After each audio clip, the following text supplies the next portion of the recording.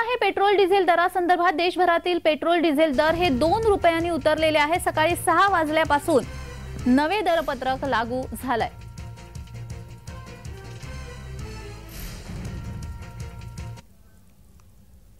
हे दर आजपासून लागू झाले, त्यामुळे नागरिकांना मोठा दिलासा मिळालेला आहे। नागरिकांशी संवाद साधलाय आमचे प्रतिनिधी डॅरेल मिरांडा यांनी। पाहूयात।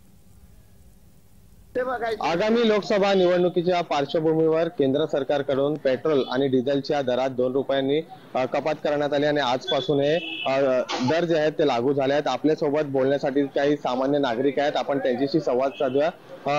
काय सांगाल, 2 रुपये कपात करण्यात आलेत केंद्र सरकारकडून पेट्रोल आणि डिझेल मध्ये, त्याचा कुठेतरी फायदा जो आहे तो दुसऱ्या वस्तूंवर याचा परिणाम दिसणार का?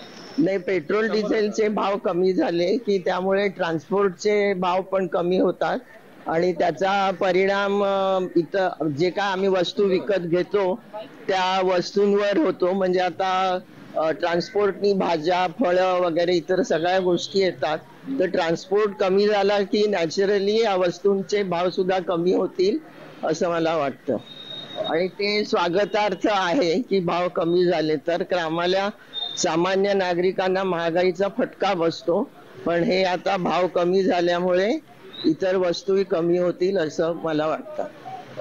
काय सांगाल, तुम्ही वाहन चालवत असणार, कुठेतरी याचा फायदा तुम्हाला पण होणार आहे का? फायदा तर मला असं वाटतंय की इलेक्शनमुळे कमी केलं आहे की असं माहिती नाही, पण मला असं वाटतंय की सरकारने अजून 100 रुपयाच्या आत पेट्रोल केलं तर खूप फार बरं वाटेल। जे असं नागरिक ट्रॅव्हल वगैरे करतात तेच एक आहे, अजून कमी झालं तर अजून अतिशय बरं होईल करून। तर सरकारने 100च्या आत पेट्रोलचे दर करे तर अजून बरं होईल असं नागरिकांचं मत आहे। व्हिडिओ जर्नलिस्ट महेंद्र जोयलसह Darrell Miranda, Jai Maharashtra news.